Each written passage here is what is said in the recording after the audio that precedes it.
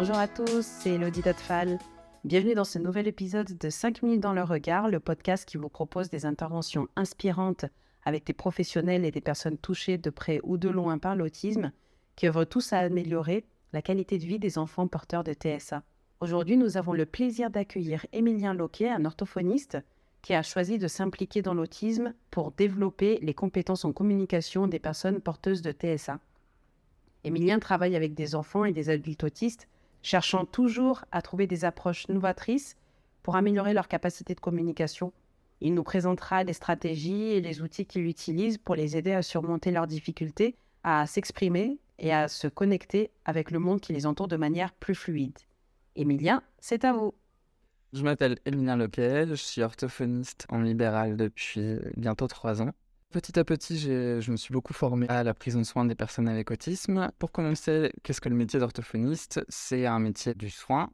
On va travailler avec des enfants qui ont des troubles. Et du coup, la première étape de l'orthophoniste va être d'évaluer la présence des troubles ou non. Et on prévoit un projet thérapeutique. Finalement, nos méthodes en tant qu'orthophoniste vont être individualisées dans un but de faire progresser l'enfant par rapport à ces difficultés qu'on a mises en avant dans notre bilan orthophonique. Ensuite, la réalisation des moyens pour faire progresser l'enfant. Là où les troubles sont présents, on s'adapte en fait à la famille, à l'enfant, à nous, ce qu'on a fait dans nos formations, etc., etc. Nos champs d'action, ça va être sur la communication, le langage, et ensuite on a la parole. Par exemple, je peux communiquer avec des signes, ou alors je peux communiquer avec un regard. Le langage, c'est le fait de maîtriser les mots, la grammaire, etc.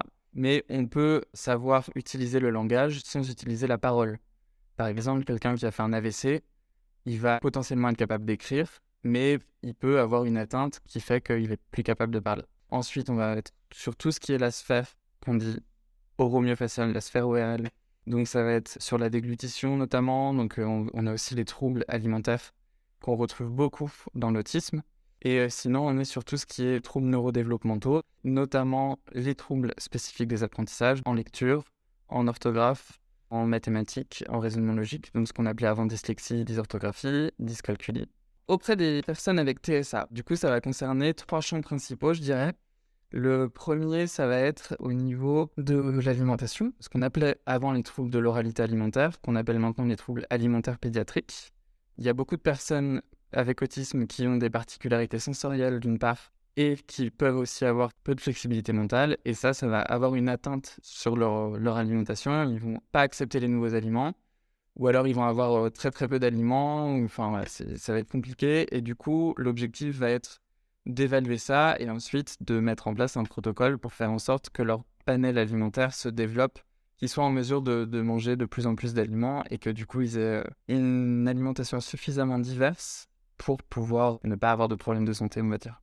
Le deuxième champ, ça va être sur tout ce qui est pour les enfants qui ont du mal à apprendre le langage ou à apprendre à parler. Donc là, c'est ce que nous, on appelle du langage oral. C'est ce qu'on retrouve chez les enfants avec TSA, mais pas que. On va avoir des enfants qui ont des troubles développementaux du langage sans TSA associés.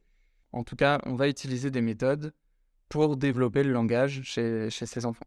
Le troisième volet, ça va être sur tout ce qui est pragmatique du langage, ou ce qu'on appelle aussi, on va dire, les habiletés sociales.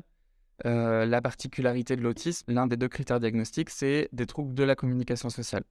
C'est-à-dire que la personne a du mal à s'adapter à ses interlocuteurs, et du coup, ça la rend, on va dire, un peu bizarre, ou elle a du mal à s'adapter aux autres, etc. Mais des fois, elle peut ne pas avoir de troubles du langage, elle parle très bien, elle comprend très bien, mais par contre, elle a du mal à organiser ses idées pour raconter quelque chose de manière cohérente, elle peut avoir du mal à s'adapter à son interlocuteur, à le regarder dans les yeux. Et du coup, on va travailler là-dessus pour lui donner des stratégies de manière assez formelle. C'est des scénarios, quoi. Comment on fait quand, pour un entretien d'embauche, je regarde mon interlocuteur, je regarde mon futur employeur. Ça peut être des choses comme ça, pour des adultes, par exemple. Pour des adolescents, on va adapter les groupes d'habileté sociale. Quand c'est un enfant avec TSA sévère et le langage ne se développe pas, pour développer le langage oral, il y a beaucoup la communication alternative améliorée. C'est toutes les méthodes autres que la parole pour développer le langage. Donc ça va concerner les signes, ça va concerner les pictogrammes. Le but, c'est que l'enfant apprenne à communiquer comme tous les autres enfants. Simplement, peut-être qu'il n'utilisera pas sa bouche et la parole pour communiquer. Il aura peut-être un outil sur une tablette ou alors un classeur sur lequel il pointera des images pour la prise en soin des enfants qui ont des troubles. Je fonctionne vraiment comme ça dans ma tête, c'est j'évalue. À la fin de l'évaluation, on met en place ses objectifs. Et après, une fois qu'il y a les objectifs qui sont mis en place, on détermine des moyens. Et dans les moyens, très souvent en libéral, on va voir l'enfant avec son parent une demi-heure par semaine ou alors 2 fois une demi-heure par semaine. C'est pas en faisant une demi-heure d'intervention directe avec l'enfant qu'on va changer sa vie. Donc, ce qu'on va essayer de beaucoup faire, et c'est vers ça qu'on s'oriente de plus en plus, c'est de rendre le parent acteur, de lui transmettre des connaissances, des compétences, pour qu'il puisse mettre en application à la maison ce que nous, on va travailler au cabinet. C'est une approche qui s'appelle le partenariat de soins. On va avoir plusieurs modalités, donc soit on va travailler directement à expliquer des choses aux parents, puis on va mettre en application avec l'enfant en présence du parent, et ensuite on va dire aux parents, maintenant c'est à vous de faire la même chose à la maison.